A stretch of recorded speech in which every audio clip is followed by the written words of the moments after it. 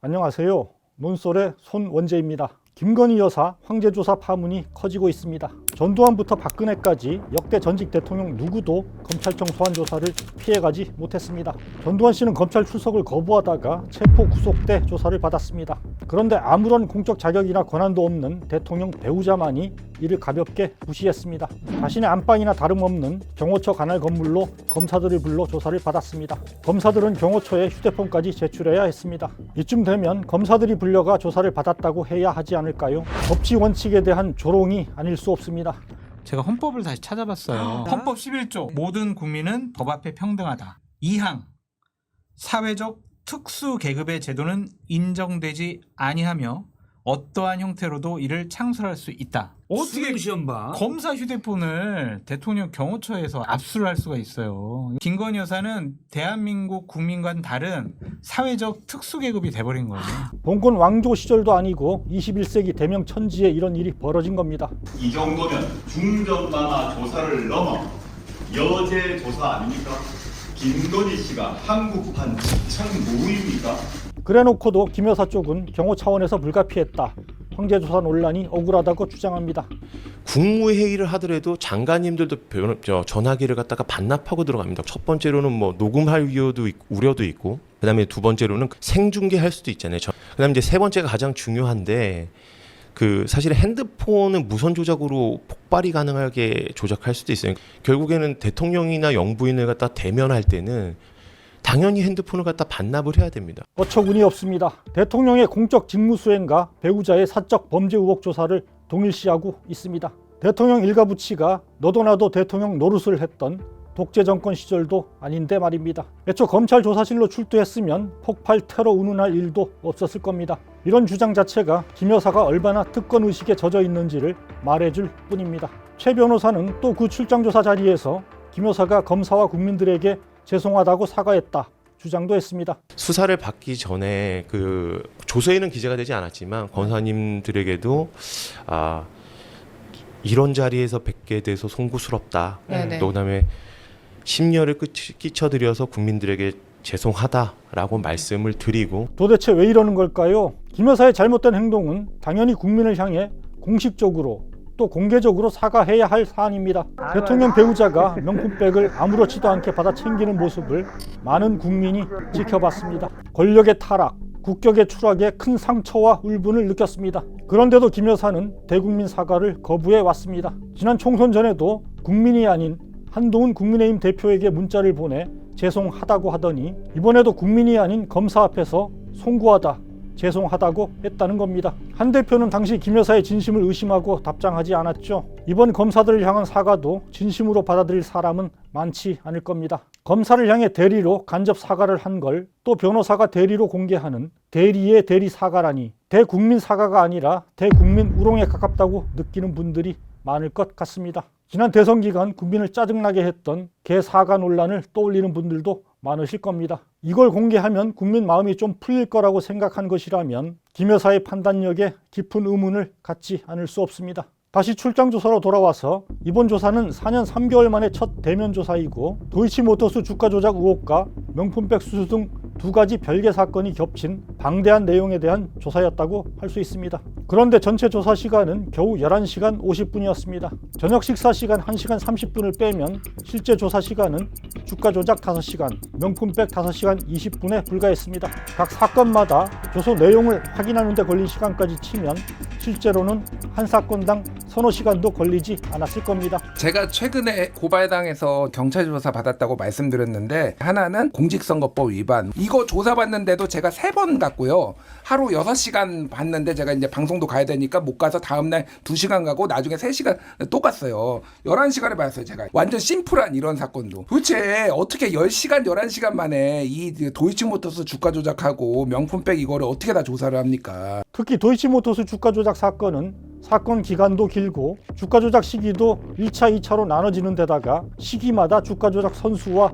주포도 달라집니다. 김 여사와 모친 최은순 씨의 개입 행태도 미묘하게 차이를 보입니다. 김 여사는 자신과 모친의 계좌가 이용당했을 뿐이라고 주장하지만 실제로는 2차 시기에는 김 여사가 직접 8만 주 거래를 지시한 사실도 드러난 바 있습니다. 다른 누구도 아닌 주가 조작 사건 공판 검사가 1심 재판 증인신문에서 직접 밝힌 내용입니다. 2010년 11월 1일 문자 메시지로 김현이 12시에 3,300에 8만 개 때려달라 해주셈이라고 보내니 증인이 준비시킬 게요라고 답한 게 맞습니까? 그리고 또 매도하라 하셈이라고 김건 씨에게 문자 메시지를 보냈죠. 네. 그리고 7초 있다가 김건희 명의 계좌에서 3,300에 8만 주 매도 주문이 나오고 증인 명의 등으로 매수됐지요. 그럼 여기서 증인이 준비시킬게요라고 한 대상자는 누구죠?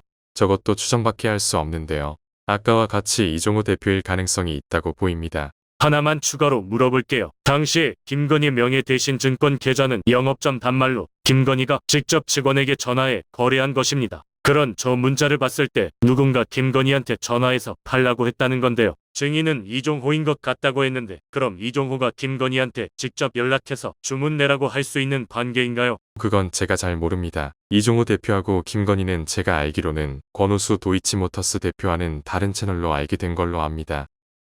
내가 묻는 건 저 상대방이 이종호라고 하는데 이종호가 권오수한테 연락해서 권오수가 김건희한테 연락하는 건가요?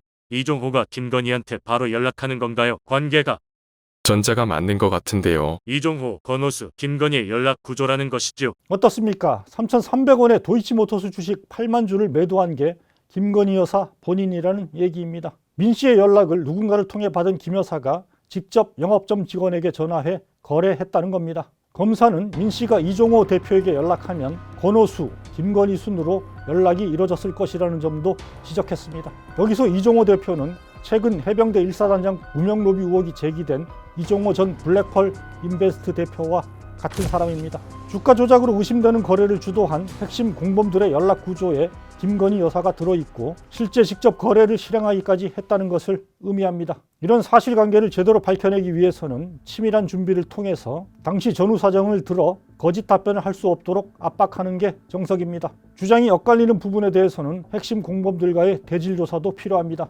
이걸 어떻게 5시간 만에 일사천리로 마칠 수 있었을까요? 봐주겠다는 생각이 아니라면 있을 수 없는 일이라는 게 검찰 조사 과정을 조금이라도 아는 사람들의 공통된 지적입니다. 아니 저 경찰 조사 많이 받았고 검찰 조사 많이 받았거든요.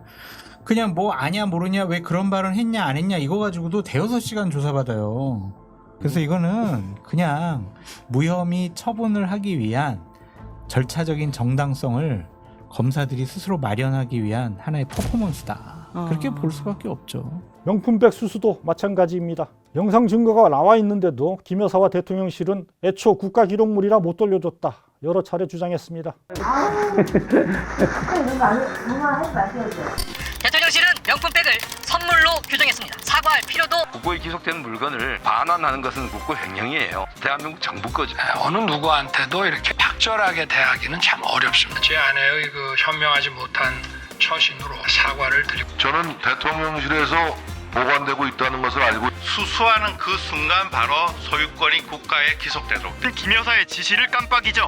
가방을 반환하지 못했다는 취지 기분 나쁘지 않도록 추후에 돌려주라. 김 여사가 돌려주라고 지시했는데도 대통령실 행정관이 깜빡 잊고 돌려주지 않았다. 말을 바꿨습니다. 명품백이 언제부터 어디에 보관되어 있는지 상표를 뗐는지 다시 포장을 했는지도 명확치 않습니다. 고가 양주와 화장품은 어떻게 처리했는지도 밝히지 않고 있습니다. 제대로 조사하려면 명품백부터 압수수색해서 그간 해온 주장의 진위부터 낱낱이 확인해야 합니다. 신고 의무가 있는 윤 대통령이 이 사실을 알고도 왜 신고하지 않았는지도 밝혀내야 합니다. 그동안 이런 사전조사 작업은 전혀 없었습니다. 명품백을 전달한 최재형 목사와도 입장이 상반되는 만큼 진실을 밝히기 위해선 대질조사도 불가피한 사항이었습니다. 그러나 이런 기본은 전혀 지켜지지 않았습니다. 지금 가장 중요한 건 대질이 없습니다. 받아쓰기 하겠다는 거 아닙니까? 네. 그 진술에 의문점이 있으면 대질을 시켜야 됩니다. 최재형 목사도 불러서 대질을 하고 도이치건도 뭐 권원수라든가 그다음에 이종호 씨라든가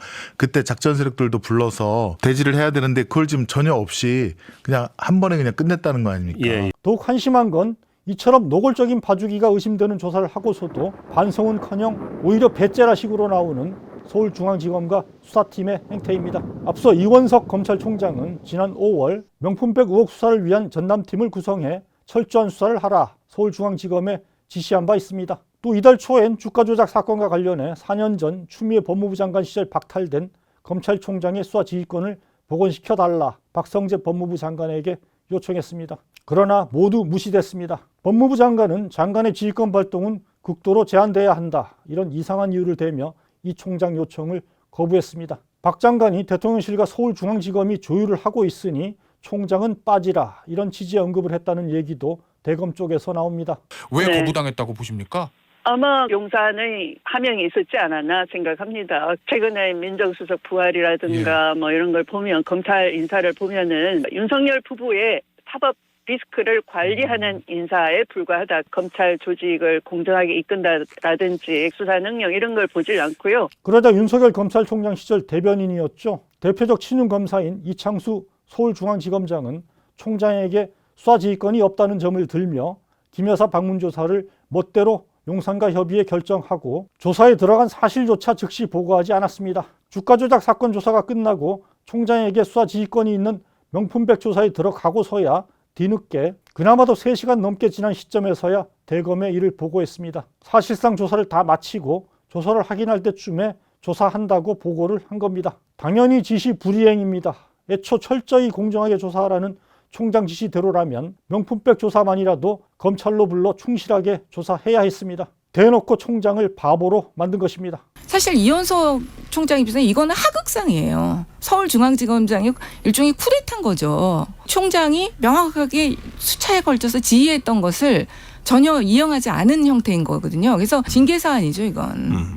징계사안입니다, 사실. 명품백 수사팀에 파견돼 김 여사 방문 조사를 맡았던 김경목 부부장 검사의 행태도 황당합니다. 총장 지침을 정면으로 무시하고 용산과 직거래를 한 걸로도 모자라 이 총장의 진상파악 지시에 항의해서 사표를 내기까지 했습니다. 저는 맨 처음에 기사를 잘못 보고 그 어떤 모욕적인 수사 상황에 반발해서 난 이런 수사는 못한다, 이래가지고 제출한 줄 알았어요. 그래서 검찰에 아직도 이런 분도 계시구나 했더니 그게 아니고 감찰한다니까 사표를 제출했더라고요. 왜 가서 휴대폰 뺏기고 이상하게 조사를 한 뒤에 검찰총장한테 보고도 안 했어? 라고 하는 질책을 받자 사표를 낸 것처럼 보이는 상황이라 좀 방향이 잘못된 것 아닌가. 사표를 받지 말라는 총장 지시도 복귀했지만 과연 이런 검사와 수사팀에게 뭘 더 기대할 수 있을지 의문이 큽니다. 김 검사는 공정한 수사와 처리를 위해서라고 복귀의 변을 내놨는데요. 코미디도 이런 코미디가 또 있을까 싶습니다.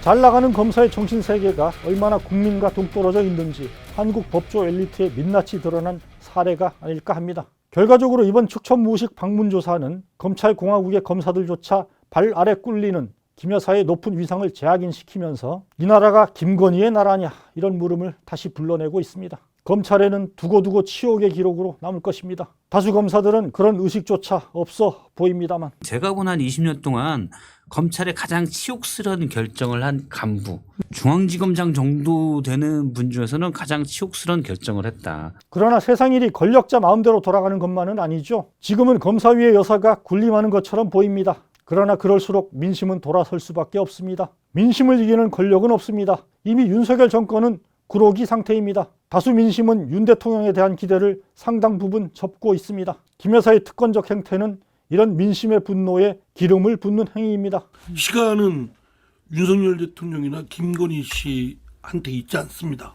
갈수록 더 약자의 입장으로 놓여지게 되지 않습니까? 국민의힘의 정략적인 차원이라도 대통령이 빨리 리더십을 복원해야 되지 않습니까? 지금 근데 김건희 씨 이 문제로 지금 늪에 빠져가지고 허우적거리면 결국 어떻게 되겠습니까? 당장 검찰 수사는 힘으로 찍어 누르고 무혐의 처분을 받아낼 수도 있을 겁니다. 그러나 그런다고 끝날 일인가요? 이미 민심은 특검을 기정사실화하고 있습니다. 26일 국회 법사위의 김건희 청문회에서도 여러 의혹과 정황이 불거져 나왔죠. 지금 윤 대통령 부부는 그까짓 것 또 거부권을 써서 막으면 된다 생각할지도 모르겠습니다. 그러나 국민도 그렇게 생각할까요? 위기를 위기로 인식하지 못하고 폭주하는 정권을 기다리는 건 비참한 말로일 수밖에 없습니다. 이 정권의 몰락의 저는 시작이 될 수도 있겠죠. 논설에서 함께 계속 주시하도록 하겠습니다.